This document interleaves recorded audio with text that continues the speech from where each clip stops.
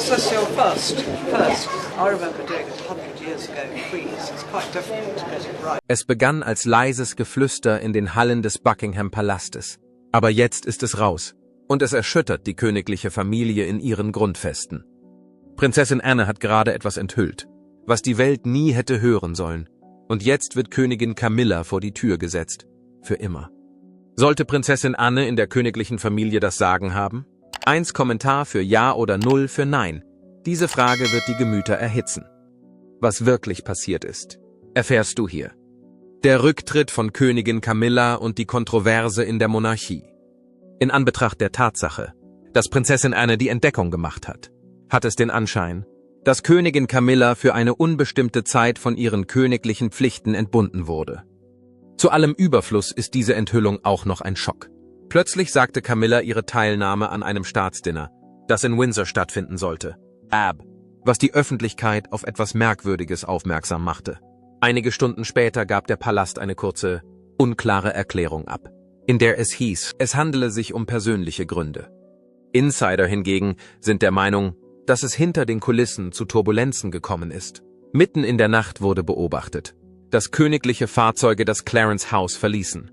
Camillas vertrauteste Assistenten mussten zu dringenden Terminen erscheinen. Es ist sehr aufschlussreich, dass Prinzessin Anne offenbar ein privates Gespräch mit König Charles führte, das etwa 2 Stunden dauerte. Nach diesem Gespräch wurde Camilla mitgeteilt, dass sie das Königreich nicht länger in irgendeiner Funktion vertreten würde. Was war Annes Antwort und warum hatte sie eine so endgültige Wirkung? Ein Dossier mit Bedenken, Fakten und harschen Worten über Camillas Verhalten wurde König Charles von Prinzessin Anne übergeben, die als eisernes Rückgrat der Monarchie gilt, wie Quellen innerhalb der königlichen Hierarchie berichten. Es ist nicht bekannt, welcher Art die Entdeckungen sind, aber eines ist sicher. Der Sturz Camillas in Ungnade war kein Ausrutscher, sondern ein Zusammenbruch.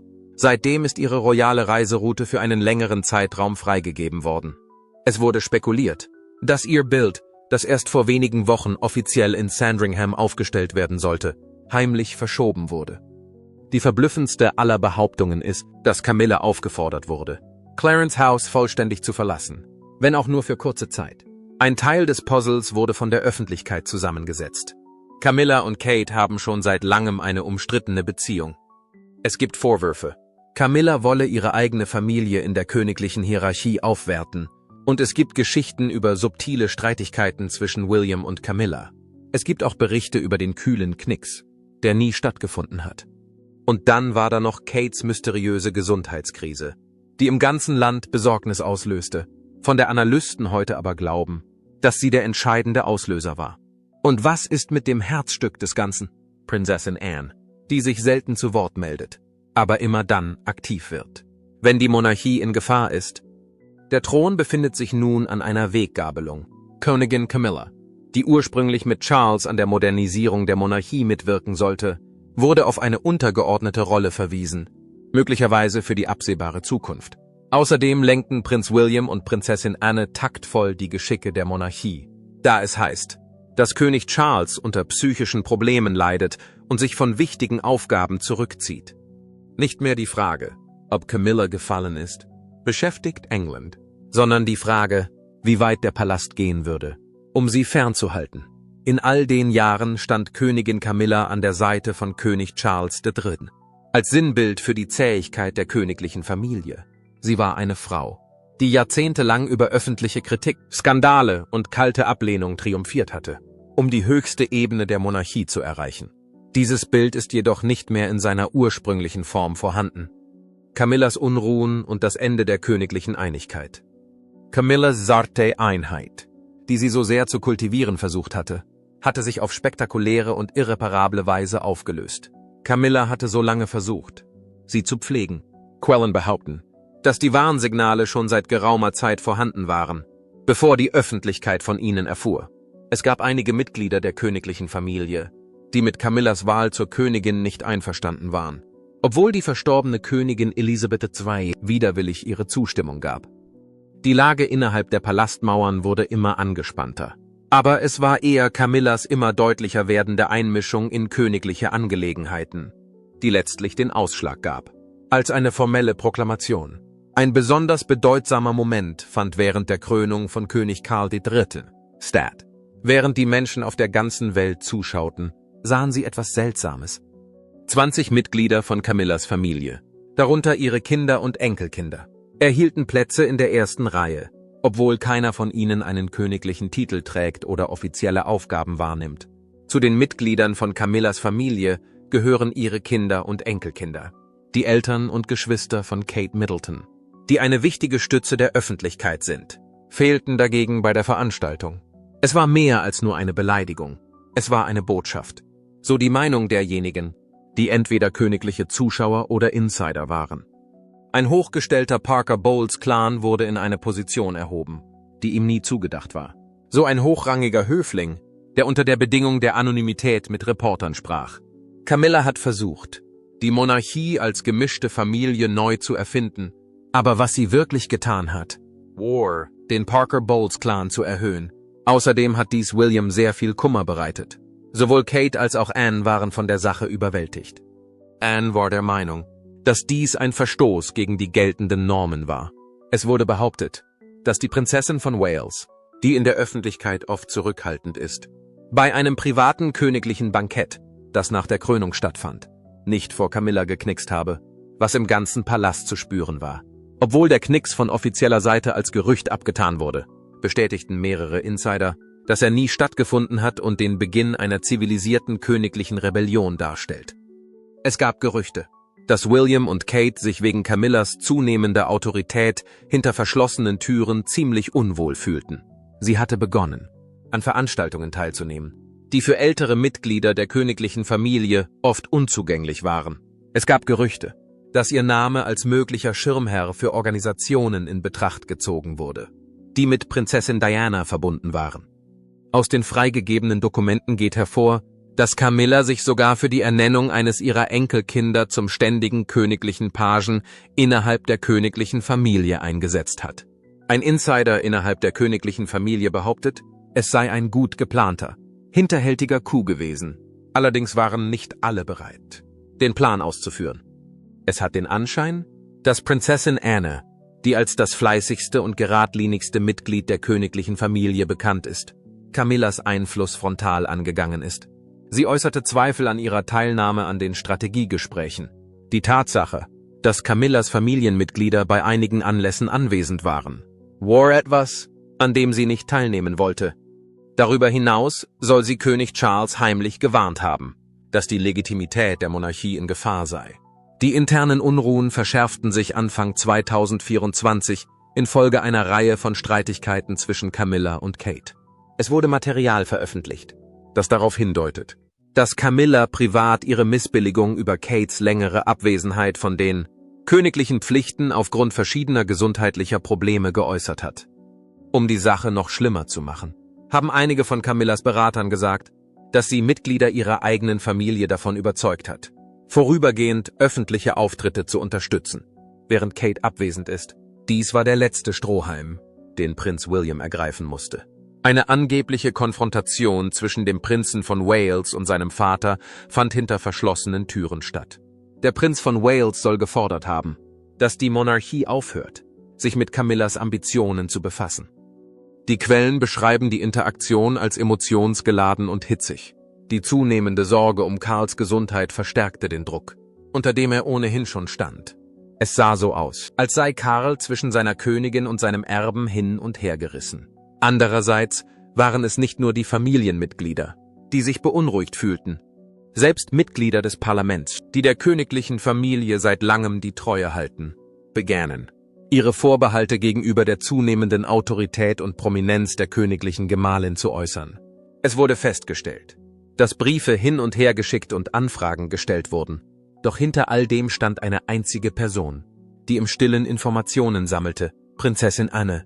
Als die Belastung zunahm, wurde Camilla immer mehr isoliert. Helfer reichten seinen Rücktritt ein. Die Zahl der öffentlichen Auftritte wurde reduziert. Dann kam das Ereignis, das alles veränderte. Eine Enthüllung von Prinzessin Anne, nachdem sie mit König Charles besprochen worden war, angeblich dazu führte, dass Camilla von allen aktiven königlichen Aufgaben entbunden wurde. Eine Königin, die in der Vergangenheit diplomatisch geduldet und zögernd akzeptiert worden war, wurde nun trotz ihrer früheren Akzeptanz und Toleranz politisch abgelehnt. Camillas Herrschaft ist zerbrochen und die Illusion der Einheit, die sie aufrechterhalten hatte, ist verloren gegangen. Da König Charles immer mehr in den Hintergrund rückt, ist Camillas Position nicht mehr nur zeremoniell, sondern durchaus angreifbar. Prinzessin Annes Kampf mit Königin Camillas Autorität. Der Thron hat sich zu Wort gemeldet. Es ist möglich, dass Königin Camilla nie wieder zurückkehren kann. Mehrere Jahre lang hat Prinzessin Anne niemandem ihre Gedanken anvertraut. Ihre gelassene Haltung, ihr unermüdliches Engagement und ihre unnachgiebige Disziplin haben ihr den Ruf eingebracht, die einzige Tochter von Königin Elisabeth II zu sein, ein Mitglied der königlichen Familie, das nur selten zu Wort kommt. Es sei denn, sie hat etwas Wichtiges zu sagen. Jeder hört aufmerksam zu, was sie zu sagen hat. Das Schweigen, das Anne über Königin Camilla gehalten hatte endlich ein Ende. Anne war schon seit langem besorgt über Camillas Macht. Nicht nur über Charles, sondern auch über die Monarchie selbst, wie Personen aus dem Palast berichten. Es entsteht der Eindruck, dass sie glaubte, Camilla würde die Regeln ändern, um ihrem eigenen Erbe gerecht zu werden. Anne, die in einem Palast erzogen worden war, in dem die Pflicht stets Vorrang vor den Gefühlen hatte, hielt sich jedoch mit ihrer Kritik zurück, bis Camilla das Maß des Akzeptablen überschritten hatte. Es gab eine Reihe von Täuschungsmanövern, die Anne zum Handeln veranlassten, wie die Quellen berichten. Intern Aufzeichnungen, die veröffentlicht wurden, enthüllten, dass Camilla immer mehr Einladungen zu wichtigen königlichen Treffen erhielt, von denen einige traditionell nur den Mitgliedern der königlichen Linie vorbehalten waren. Sie hatte sich dafür eingesetzt, dass ihre Familie, zu der auch ihre Kinder und Enkelkinder gehörten, in die Vorbereitung künftiger königlicher Veranstaltungen einbezogen wurde, was zuvor für diejenigen, die nicht der königlichen Regierung angehörten, nicht möglich gewesen war. Für Anne war dies eher eine Invasion als eine Einladung, sich zu beteiligen. Einer der ranghohen Höflinge bemerkte, dass Camilla Grenzen überschreite, von denen Anne nicht einmal wusste, dass sie vorher existierten. Als sie erkannte, dass dies Auswirkungen auf William und Kate hatte, insbesondere auf Kates Gesundheit, beschloss Anne, dass es genug war. Bei einem dringenden Treffen mit dem König erreichte die Situation ihren Tiefpunkt. Anne legte Camilla offenbar ein spezielles Dossier vor, das Briefe, Aussagen von Spitzenbeamten und Unterlagen enthielt, die auf Camillas Einfluss auf königliche Entscheidungen hinwiesen, die Charles ihr angeblich vollständig anvertraut hatte. Diese Begegnung wurde von vielen, die mit der Situation vertraut sind, als die direkteste Konfrontation beschrieben, die während der Regierungszeit von Charles stattgefunden hat. Dennoch war dies mehr als nur ein Faktor für das Ergebnis. Darüber hinaus äußerte Anne ihre Besorgnis über Camillas angebliche geheime Verbindungen zu einer kleinen Gruppe von Pressekontakten und aristokratischen Anhängern. Diese Gespräche wurden angeblich in der Absicht geführt, Camillas Familie zu fördern und die Medienberichte über andere Royals, insbesondere Kate, zu dominieren. Berichten zufolge fühlte sich Charles durch das Gespräch, das im Privatbüro des Monarchen im Clarence House stattfand und mehr als 2 Stunden dauerte, verunsichert und sichtlich beunruhigt. Ein Insider hat eine klare Aussage gemacht, obwohl die Einzelheiten von Annes Unterrichtung nicht offiziell bestätigt wurden. Charles ging hinaus, weil er wusste, dass man seiner Frau die Institution, für deren Schutz seine Mutter so hart gekämpft hatte, nicht mehr anvertrauen konnte. Anne kam mit Informationen herein und Charles ging hinaus. Die Annullierung von Camillas königlichem Kalender erfolgte innerhalb von weniger als einem Tag. Die für sie geplanten Auftritte wurden abgesagt. Die ihr nahestehenden Assistenten wurden aufgefordert, ihr alle internen Papiere zu übergeben. Darüber hinaus wurde Prinzessin Anne, die nun von William unterstützt wurde, heimlich mit der Aufgabe betraut, den Palast während einer Übergangszeit zu stabilisieren, die von einigen als Notfall bezeichnet wurde. Dies war kein öffentlicher Aufstand, der stattfand. Es war ein chirurgischer Schlag, und Anne war die Einzige, die ihn ausführen konnte. Berichten zufolge hat Anne einem Mitarbeiter mitgeteilt, dass es sich nicht um eine persönliche, sondern um eine verfassungsrechtliche Angelegenheit handelt. Sie versuchte nicht, Camilla in Verruf zu bringen, sondern erklärte, ihr Ziel sei es, zu verhindern, dass die Krone von Anspruchsdenken, Eitelkeit und Eigennutz beeinflusst wird. Da Charles von einer Reihe formeller Verpflichtungen zurückgetreten ist und William mehr Verantwortung übernommen hat, ist Annes Einfluss so groß wie nie zuvor. Derzeit ist sie nicht nur die Königin mit der fleißigsten Arbeitsmoral. Sie ist die Torwächterin, die Vollstreckerin und diejenige, die sich durchsetzt, wenn andere sich nicht trauen, dies zu tun. Es ist ihr gelungen, Camillas Autorität von innen heraus erfolgreich zu brechen. Das liegt vor allem daran, dass Prinzessin Anne kein Aufsehen erregt, wenn sie sich entscheidet, die Bühne zu betreten. Sie hat ihr Verhalten geändert. Wenn die königliche Familie Wert auf ihr Image legt, dann ist Prinzessin Kate das Kronjuwel. Sie wird als die perfekte zeitgenössische Königin im Wartestand angesehen, die Stabilität, Anmut und eine Zukunft verkörpert, an die die Monarchie glauben kann. Sie wird vom Volk verehrt, im gesamten Commonwealth respektiert und als das Urbild der modernen Königin im Wartestand angesehen. Der Einfluss von Königin Camilla.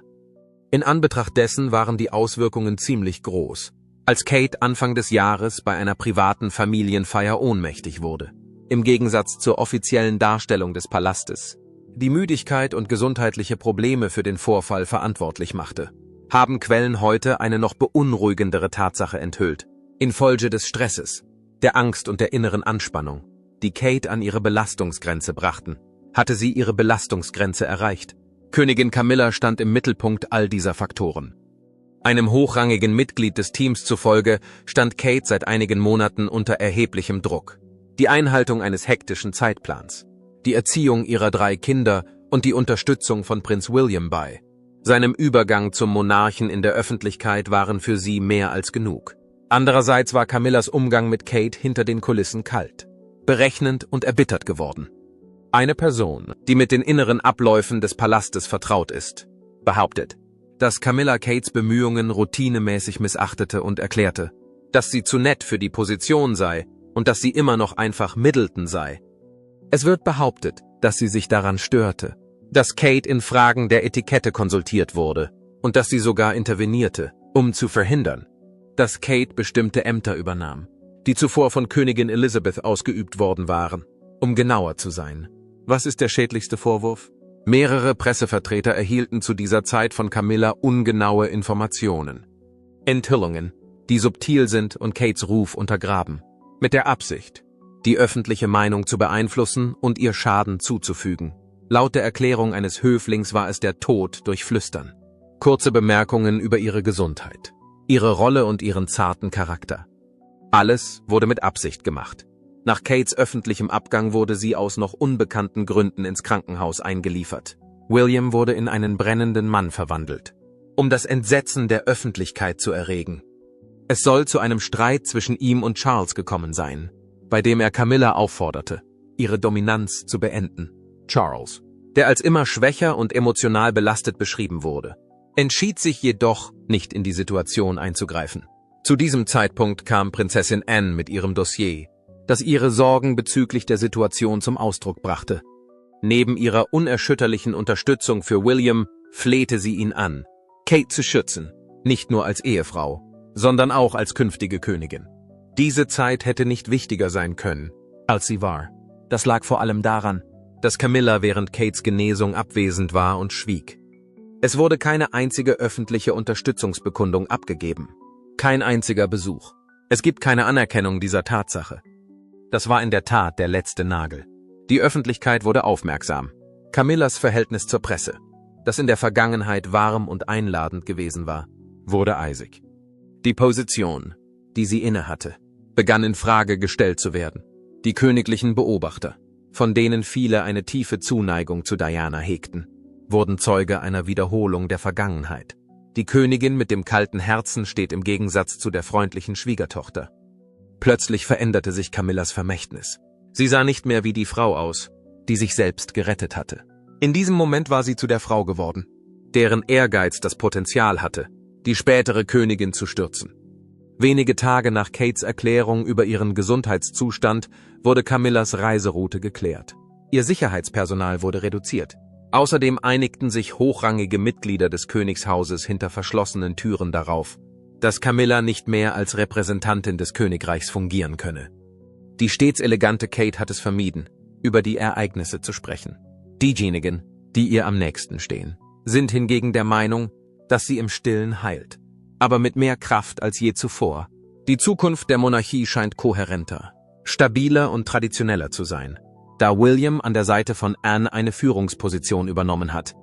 Auf der anderen Seite ist es möglich, dass Camilla den Preis für die Untergrabung Kates zahlen muss, indem man ihr die Krone wegnimmt, weil die zeitgenössische königliche Familie großen Wert auf ihre Hingabe an die Institution legt und weil es ein Verrat ist, dem prominentesten Mitglied der Familie Schaden zuzufügen, den niemand bereit ist, seinen Mitgliedern zu verzeihen. Als Charles III nach dem Tod von Königin Elisabeth II den Thron bestieg, erwarteten viele Menschen, dass er eine kurze, aber stabile Regierungszeit haben würde. Sie glaubten, dass er als Bindeglied zwischen der Vergangenheit und der Zukunft dienen würde, ein Monarch der Kontinuität, bis die Krone an Prinz William weitergereicht würde. Andererseits konnte kaum jemand vorhersehen, wie schnell die Brücke in sich zusammenfallen würde. Hinter den Kulissen hatte Karl mehr zu tun, als nur die Anforderungen eines Mitglieds der königlichen Familie zu erfüllen. Im Inneren war er in einen Kampf um die Kontrolle über ein Königreich verwickelt, das unter Beschuss stand. Aufgrund von Camillas wachsendem Einfluss, Annes unablässigem Druck, Williams wachsender Macht und Kates Gesundheitsproblemen wurde er in jeder Hinsicht unter Druck gesetzt. Danach soll er zusammengebrochen sein, wie aus Palastquellen verlautete.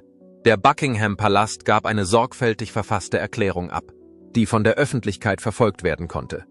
Um seine Gesundheit zu schützen und den Fortbestand des Königreichs langfristig zu sichern, hat seine Majestät der König beschlossen, auf unbestimmte Zeit von seinen königlichen Pflichten zurückzutreten. Diese Entscheidung wurde nach sorgfältigen Überlegungen und Gesprächen mit seiner Familie und medizinischen Fachleuten getroffen.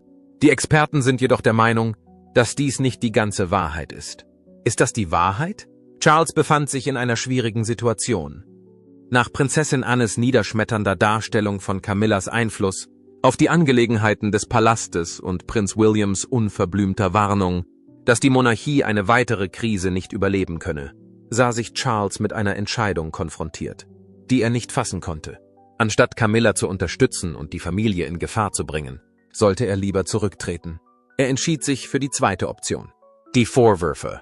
Camilla habe versucht, die Berichterstattung zu beeinflussen und sich in Kates königliche Pflichten einzumischen, waren für Charles besonders erschütternd. Viele königliche Beamte bestätigten, dass Charles von den Fakten, die Anne ihm vorlegte, am Boden zerstört war. Obwohl er untröstlich war, verstand er tief im Inneren, dass es so nicht weitergehen konnte. Dies wurde ihm von einem seiner Assistenten bestätigt. William selbst war es, der den letzten Anstoß gab. Eine Person, die mit der Situation vertraut ist, sagte, dass der Prinz von Wales ein Gespräch mit seinem Vater hatte, das brutal, aber notwendig war. Er teilte seinem Vater mit, dass wir nicht unter ihr dienen würden und dass das Volk sie nicht akzeptieren würde. Das Ultimatum war etwas, das kein König von seinem Sohn hören wollte, den das Volk als seinen rechtmäßigen Herrscher anerkannt hatte. Camilla wurde von Prinzessin Anne darüber informiert, dass sie nicht mehr in offizieller Funktion an königlichen Veranstaltungen teilnehmen würde. Diese Nachricht kam kurz nachdem Charles seine Absicht bekannt gegeben hatte, auf unbestimmte Zeit von seinem Amt zurückzutreten. Dies war eine sehr eindeutige Aussage. Für Camilla war die Zeit abgelaufen. In der Zwischenzeit ist Charles fast völlig verschwunden. Während er sich auf eine Auszeit in Balmoral vorbereitet, hat er beschlossen, alle seine öffentlichen Aktivitäten einzustellen und die Anzahl der Personen, die für ihn privat arbeiten, zu begrenzen. Manche halten es für möglich, dass er nie wieder seinen vollen Dienst antreten wird. Für einige Menschen ist dies der erste Schritt zu einer stillen Abdankung. Während seiner Abwesenheit haben Prinz William und Prinzessin Anne eine Reihe von wichtigen Verpflichtungen übernommen. Obwohl sie Fortschritte bei ihrer Rehabilitation macht, wird vorausgesagt, dass Kate bald wieder in den eingeschränkten Dienst zurückkehren wird, was ihre Position als künftige Königin des Königreichs zusammen mit ihrem Ehemann weiter stärken würde. Wo ist Camilla? Ihr Name ist aus dem öffentlichen Diskurs verschwunden und wird in den Mitteilungen des Präsidentenpalastes nicht mehr an prominenter Stelle erwähnt. Eine Königin-Gemahlin kann nicht formell ihres Amtes enthoben werden. Camilla hingegen wurde ausgelöscht. Ihre Existenz wurde nicht so sehr per Gesetz als vielmehr aus freien Stücken ausgelöscht. In der Zwischenzeit sitzt Charles, der sein ganzes Leben darauf gewartet hat, König zu werden, in Frieden. Seine Krone ist noch intakt, aber sein Hof ist leer. Es war weder ein Skandal noch eine Rebellion, die ihm den Todesstoß versetzte. Es war eine Abrechnung, die von Anne inszeniert und von William durchgeführt wurde und die mit einer Sache endete, mit der Charles nie gerechnet hatte, nämlich mit seiner eigenen Unfähigkeit, sie zu verhindern. Eine Pressemitteilung wurde darüber nicht verschickt. Die Zeremonie war nicht formell. Es war nicht einmal eine öffentliche Zurschaustellung von Zuneigung. Der Sturz von Königin Camilla fand hinter verschlossenen Türen statt, mit Präzision und Endgültigkeit. Es war nicht ihr Ehemann, der Monarch, der sie in Ungnade fallen ließ, sondern Prinzessin Anne, die einzige Königin, die sie nie bezaubern oder ausmanövrieren konnte. Dies geschah nur wenige Tage, nachdem König Charles angekündigt hatte, dass er sich für immer von seinen Pflichten als Mitglied der königlichen Familie zurückziehen würde, wie Insider des Palastes über die Begegnung berichteten. Camilla, die bereits beunruhigt war und sich anscheinend in Clarence Haus zurückgezogen hatte, wartete in der Erwartung, dass bald alles wieder in Ordnung sein würde, dass sie, nachdem sich der Staub gelegt hatte, ihren Platz wieder einnehmen würde. Sie hatte darauf gewartet, dass dies geschehen würde. Wie schon in der Vergangenheit würde Charles sie vor den Auswirkungen der Situation schützen. Diese Illusion wurde jedoch in dem Moment zerstört, als Prinzessin Anne durch die Tür trat. Der Niedergang von Königin Camilla und die Auswirkungen auf die Monarchie. Das Treffen zwischen den beiden Damen fand unter Ausschluss der Öffentlichkeit statt, wobei nur ein hochrangiger königlicher Berater anwesend war. Eine Verhandlung hat im Folgenden nicht stattgefunden. Es handelte sich um die Umsetzung einer vom König getroffenen Entscheidung. Anne soll gesagt haben, du bist hier fertig, Camilla. Und zwar in demselben rauen Ton, der ihr den Ruf einbrachte, die eiserne Faust des Unternehmens zu sein. Der Weg, der nach vorne führt, schließt dich in keiner Weise ein. Es ist nicht mehr möglich, dass du eine Position in der Monarchie einnimmst. Für eine Königin, die jahrzehntelange Kontroversen überlebt und sich ihren Weg zum Thron durch schiere Ausdauer erkämpft hatte, war dies ein unerwartetes Ende, das eher durch königliche Anordnung als durch einen Medienskandal abgetan wurde. Camilla soll erschrocken geschwiegen haben, und es hieß, sie sei nicht in der Lage gewesen zu sprechen. Anne soll die Erwartungen, die sich am Horizont abzeichneten, beschrieben haben. Die Verpflichtungen, die Camilla gegenüber der Öffentlichkeit hatte, waren vorbei. Diejenigen, die in ihren Büros arbeiteten, und ihre Mitarbeiter würden entfernt werden. Ihre Wohnsituation in Clarence House, der königlichen Residenz, die sie mit Charles teilt, würde sich ändern. Sie würde ihren Titel nur noch in einer zeremoniellen Funktion verwenden, ohne jegliche Absicht oder Anerkennung. Der verheerendste Aspekt dabei war, dass ihr die Kontrolle über die königliche Familie abrupt entzogen wurde, was zu einem totalen Autoritätsverlust führte. Anne soll die Entscheidung getroffen haben, dass dies keine Art von Bestrafung ist. Es handelt sich um Eindämmung. Ein Assistent, der bei dem Gespräch dabei war, erklärte, Camillas Reaktion sei eine Mischung aus Schock und Hoffnungslosigkeit gewesen, als sie den Bericht hörte. Sie soll in Tränen ausgebrochen sein und Charles angefleht haben, seine Entscheidung zu begründen. Charles hingegen, der nach wie vor seelisch verletzt ist und sich nach Balmoral zurückzieht, sei still geworden. Aber er hat nicht angerufen. Der Mann hat nicht geschrieben, aber er hat es nicht gestoppt. Am nächsten Morgen verließ Camilla das Clarence House, allerdings nicht in Begleitung der königlichen Truppen, sondern in Begleitung ihrer persönlichen Leibwache. Dies bedeutete, dass ihre endgültige Abreise unzeremoniell war und die Öffentlichkeit sie nicht sehen konnte. Sie floh auf ihr eigenes Anwesen in Wiltshire, wo sie bis heute geblieben ist, abgeschnitten von den Abläufen der königlichen Familie und nur beobachtet von den Zeitungen, die vor ihren Toren schwirrten. Was ihre engsten Vertrauten über sie sagen, ist, dass sie furchtbar verärgert und beschämt ist. Einige glauben, dass sie die Veröffentlichung von Memoiren in Erwägung zieht, in denen sie alles erzählt, während andere glauben, dass sie erwartet, dass Charles zurückkehren und um ihren Platz kämpfen wird. Diejenigen, die im Palast untergebracht sind, behaupten jedoch, dass sich das Blatt bereits gewendet hat. Es ist nun an der Zeit, Camillas Kapitel zu schließen. Die letzte Erklärung wurde von Prinzessin Anne verfasst, die für ihr unermüdliches Engagement und ihren bemerkenswert ruhigen Mut bekannt ist. Denn schließlich handelte es sich nicht um einen Wettbewerb. Es hat nichts mit Gerüchten zu tun. Alles lief auf eine einzige klare Realität hinaus. In der Zukunft der Monarchie gibt es keinen Platz für eine Königin, die ihre persönlichen Interessen über die der Krone stellt. Der Weg von Königin Camilla durch die königliche Familie begann mit einer Kontroverse und endete schließlich mit einer Verweigerung. Ihr Aufstieg auf der königlichen Karriereleiter, der schließlich dazu führte, dass sie mit dem Mann, den sie liebte, gekrönt wurde von der Öffentlichkeit mit Empörung, von den Medien mit Argwohn verfolgt und von Privatleuten über Generationen hinweg angefeindet. Am Ende waren jedoch nicht die Boulevardpresse, die Öffentlichkeit oder Dianas Erinnerungen für ihren Untergang verantwortlich. Es stellte sich heraus, dass es die Familie war, der sie sich angeschlossen zu haben glaubte. Die Art und Weise, in der sie fiel, war nicht dramatisch. Klinisch war das Wort. Innerhalb der Grenzen des königlichen Palastes, wo die eigentliche Macht liegt, stellte die Monarchie bei ihren Entscheidungen Bewahrung über Toleranz, Image über Loyalität und Pflicht über Zuneigung. Die Tatsache, dass Prinzessin Anne und Prinz William die Kontrolle über diese Entscheidung hatten, bedeutete, dass eine Botschaft deutlicher vermittelt wurde, als es ein Krönungshorn hätte tun können. Es gibt keine Möglichkeit mehr, dass die Monarchie persönlichen Wünschen nachgeben würde. Dieses Ereignis symbolisiert nicht nur das Ende einer schwierigen Regentschaft, sondern auch Camillas Exil. Mit diesem Ereignis hat ein Zeitalter begonnen, das von Klarheit, Kontrolle und familiärer Hingabe geprägt ist und den Beginn einer neuen Ära markiert. Es ist an der Zeit. Die Zeit der unklaren Grenzen, der privilegierten Schwiegereltern und der Hinterzimmerintrigen zu beenden. Eine vereinfachte Monarchie, in deren Mittelpunkt William, Kate und die nahen Thronfolger stehen, wird das Ergebnis der kommenden Ereignisse sein. Die wesentliche Rolle, die Prinzessin Anne bei diesem Übergang gespielt hat, stärkt ihre Position als stille Vollstreckerin der Monarchie, die Person, die die Institution auch dann aufrechterhält, wenn andere es nicht tun.